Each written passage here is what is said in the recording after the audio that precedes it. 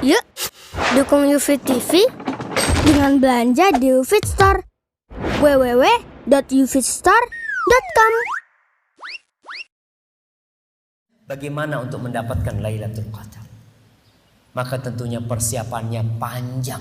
Persiapan nih yang matang untuk menghadapi Lailatul Qadar dan keberadaan kita nih, untuk keberadaan kita di tempat ini salah satu persiapan. Karena harus ada ilmu. Antum kalau mau berburu sesuatu tanpa punya ilmu, kadang-kadang nggak dapat antum. Seperti orang yang mau berburu menjangan umpamanya. Dia tahu menjangan itu tempatnya di daerah ini. Antum punya ilmunya dulu. Tempatnya di daerah ini. Dia biasanya minum itu jam 12 malam. Di situ ada sungai, dia datang ke tempat itu. Antum punya ilmu, kemungkinan dapat bisa. Antum jangan bergerak. Kalau bergerak dia lari. Ilmu seperti itu ilmu mendasar untuk mendapatkan sebuah buruan. Bagaimana untuk mendapatkan Lailatul Qadar. Persiapan yang matang. Hari ini kita belajar. Yang kedua, niat. Innamal a'malu binniyat. Siapa yang gak hafal hadis itu? Kenapa kita bicarakan niat? Hanya orang-orang yang niatnya tulus yang akan mendapatkan Lailatul Qadar. Kalau dia main-main, ana nyoba-nyoba lah. Mungkin dapat, mungkin gak dapat. Subhanallah. Kita ini beribadah kepada Allah. Allah tidak menerima kecuali yang ikhlas lillahi ta'ala. Orang yang punya niat, insya Allah walaupun dia nggak hadir di Lailatul Qadar, walaupun dia nggak iktikaf, insya Allah dapat. Dalam artian dia mengharapkan, dia udah niat nih, insya Allah nih ana mau iktikaf. Ternyata pas 10 hari terakhir dia sakit, nggak bisa iktikaf. Dapat nggak pahala iktikaf? Dapat. Padahal dia cuma niat. Kemudian si perempuan nih niat, ya Allah aku niat mau iktikaf di masjid insya Allah 10 hari terakhir.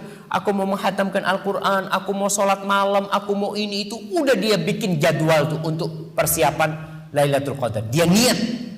Tapi pas 10 hari terakhir dia datang bulan. Dapat nggak pahalanya? Dapat. Maka jangan takut, kita ini bermuamalah dengan zat yang tahu dengan isi hati kita. Jadi ma'asyiral muslimin rahimakumullah, niat mulai sekarang. Mau ngapain Lailatul Qadar? Ana mau sholat malam, ana mau ngaji, ana mau gini, nggak masalah. Dalam kondisi antum sakit, dalam kondisi antum harus mudik. Kadang kalau udah niat iktikaf ditelepon, Umi ente sakit, ente pulang. Pulang kita tinggalkan iktikaf kita. Kita tinggalkan momen kita mau menghatamkan Al-Quran kita, ditulis tuh pahalanya. Yang ketiga, niat udah baik.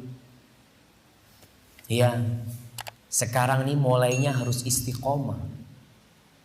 Orang tuh kalau awal Ramadannya nggak istiqomah, bolong-bolong ya. Terawihnya sehari terawih, sehari enggak. Kira-kira 10 hari terakhir bisa terawih? Insya Allah nggak bisa. Karena malam-malam pertama itu masih semangat. Malam-malam terakhir semakin kendor. Kalau inti awalnya aja jarang terawih, mau 10 hari akhir terawih, godaannya semakin dahsyat 10 hari terakhir. Maka di sisa hari 4 hari ini kita mulai kencengin sholat duhanya umpamanya. Yang gak pernah sholat duha, tambahin sholat duhanya. Yang umpamanya gak pernah baca Quran, udah setiap habis sholat baca Quran. Yang gak pernah berzikir, mulai berzikir. Yang gak pernah bersolat, ditambahin sholawatnya. Kemudian yang ketiga, doa. Manusia itu diciptakan lemah. Dan manusia itu tidak kuat kecuali bila Allah membantunya. Maka di sini, untuk meraih Lailatul Qadar, antum banyak-banyak berdoa kepada Allah. Allah mengatakan, ud'uni astajib lakum. Minta. Apa sih beratnya minta? Minta sama Allah SWT. Allahumma rzuqni Lailatul Qadar. Allahumma rzuqni ya Razzaq al-qiyam fi Lailatul Qadar. Wahai Allah yang maha memberikan rizki. Kita tiap hari minta rizki kan? Allahumma inni as'aluka ilman nafi'an wa rizqan thayyiban wa amalan mutaqabbala. Nih, khususkan meminta rizki Lailatul Qadar.